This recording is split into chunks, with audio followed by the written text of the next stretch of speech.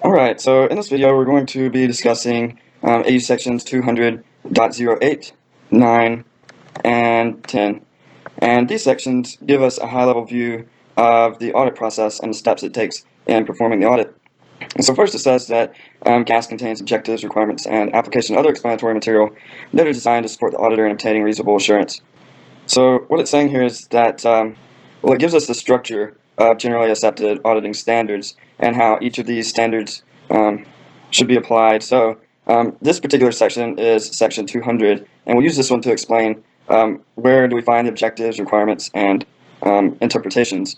And so if we go up to the top here of this particular section, we see it's AUC section 200 with the title that these are the overall objectives of the audit.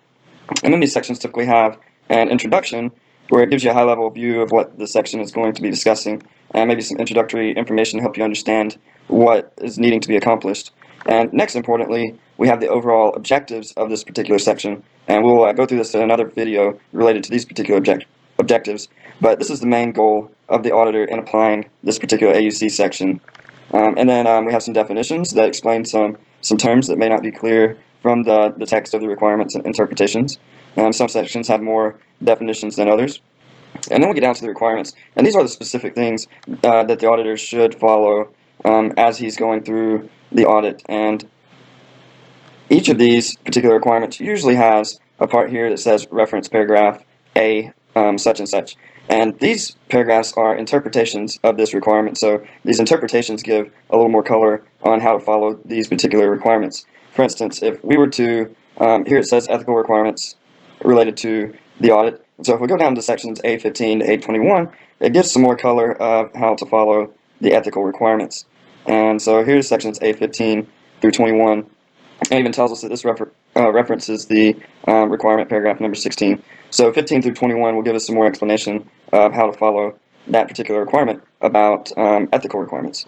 So now that we kind of understand the structure of how these AUC sections are set up, let's go back to the explanation of the overall audit process back here at section 200.08. And so from an overall high-level view, these GAAS sections require that the auditor exercise professional judgment and professional skepticism through planning and performing the audit to perform these particular objectives here. And this means from this we understand there's no hard and fast rules of how to perform the audit specifically. And so the auditor needs to use his own professional judgment based on his experience and knowledge, and also professional skepticism, understanding that we should trust the client, but also verify the things that they provide us or the things that they say, always keeping in mind of skepticism with the information that we're provided. So if we use our professional judgment and professional skepticism in line with the requirements of GAAS, we hope to perform this process that goes in 3 steps. The first step is to identify and assess the risk of misstatement. And in order to do that, we first need to understand the entity that we're auditing, and also the environment that it's operating in, and also understand its internal controls. So if we understand the organization and its environment, and understand how it records transactions and ensures that they're the appropriate amounts, then we can understand where in the financial statements there might be some misstatements.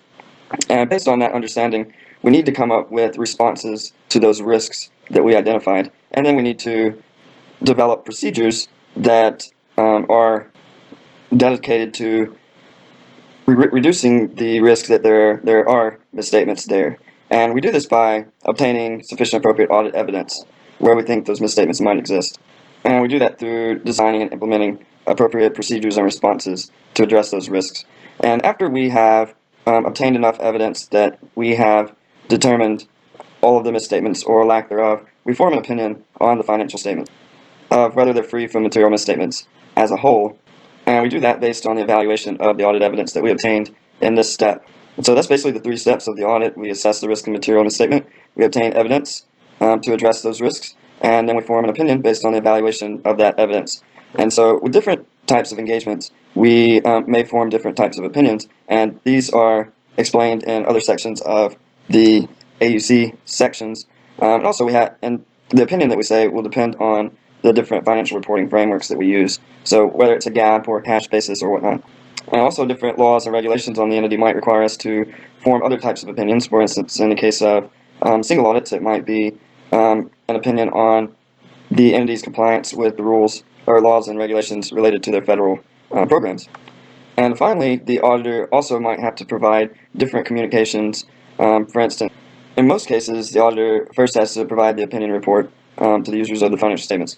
They also might have to provide a letter to management explaining areas where internal controls might be improved, as well as other matters. They also might have to provide a letter to those charged with governance that explains how the audit went and the conduct of management in relation to the audit. And so these additional communications are described in different AUC sections. For instance, 260 explains the communication with those charged with governance. 265 communicating internal control matters to management, and also considerations of fraud. Section 240 might help with some of the other communications that we have to provide to management and governance.